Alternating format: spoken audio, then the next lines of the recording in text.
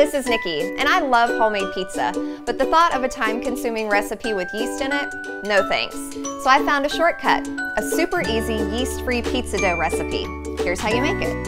You're gonna take 2 1/4 cups of flour, 1 tablespoon of baking powder and 1 teaspoon of salt, 1 cup of milk, and 1/4 cup of butter at room temperature. You're gonna put it in the mixer and blend it all together. You wanna mix it until the dough forms. Sprinkle a little flour on your countertop and take the dough out of the bowl. It's gonna be kind of sticky, so you might wanna put flour on your hands too. You're just gonna pat it down, and then we're gonna roll it out into whatever shape you want. Traditional round or even some flatbread rectangles, but you want it between 1/4 and 1/2 inch thick.